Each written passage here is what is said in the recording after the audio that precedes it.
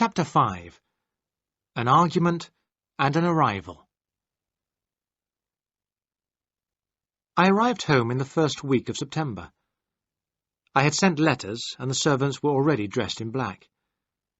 My journey to Italy seemed like a dream. I was glad to be home. I was responsible now for the house and estate.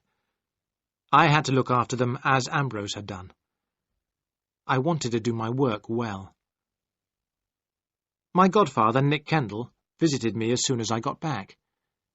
He brought his daughter Louise with him.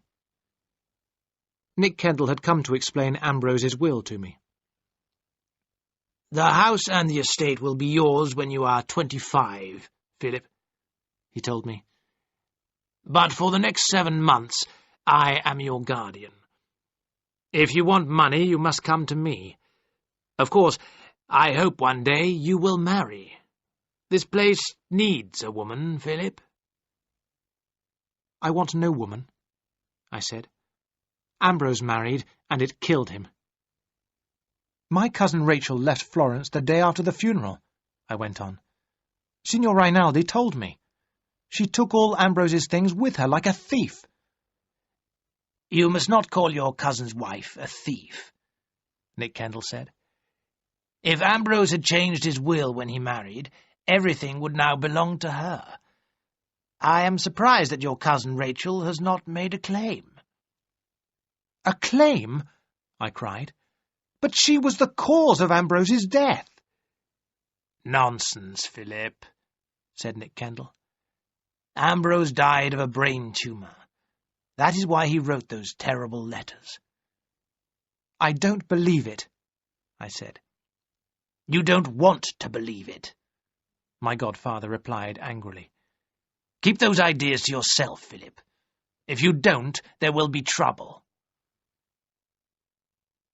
I said nothing. I did not see the Kendalls again for nearly 2 weeks. Then Nick Kendall asked me to go and see him.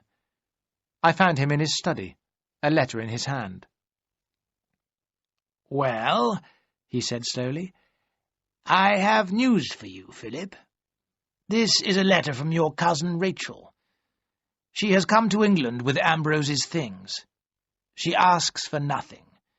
She only wants to see the house that Ambrose lived in. She is in a strange country without a friend. You ought to see her, Philip." I smiled. "Of course I'll see my cousin Rachel," I said in a hard, cold voice. "I want to see her very much. Tell her that when you write to her.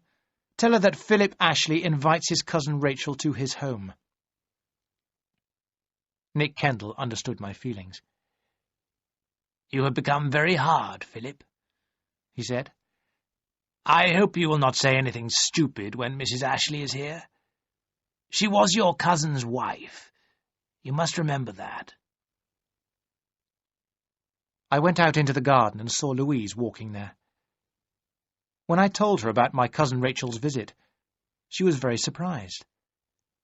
"No woman has stayed in that house for 20 years, Louise said.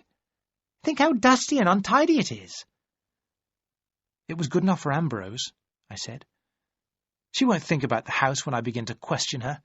She'll cry, and I'll be pleased." But when I got home, I changed my mind. I wanted to show my cousin Rachel that I was a gentleman. I wanted her to know that I was a man who looked after his property. I spoke to the head servant, Seacombe. He agreed that the whole house must be cleaned before Mrs. Ashley arrived. "We must make Mrs. Ashley welcome," Seacombe said. "Shall I prepare Mr. Ambrose's room for her?" "Certainly not," I said. "I am moving into Mr. Ashley's room. Get the blue room ready for Mrs. Ashley."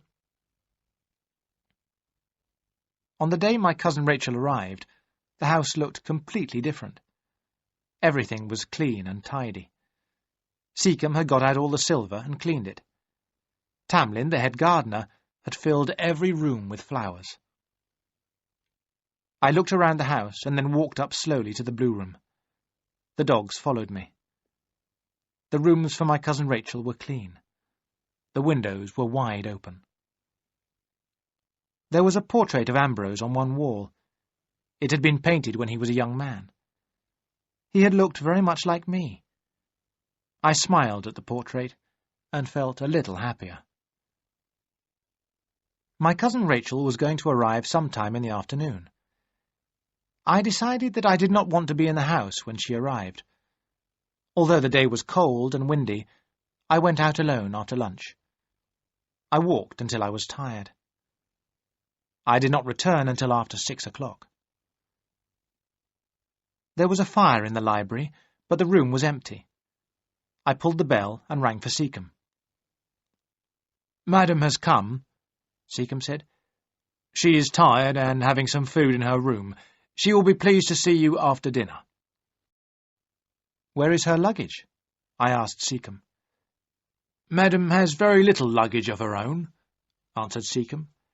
"It has been taken upstairs to her room. All of Mr. Ambrose's boxes have arrived with her. We have put them in your room, as she asked." So I had my dinner alone and drank a glass of brandy.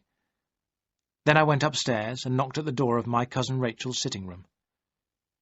A quiet voice answered my knock.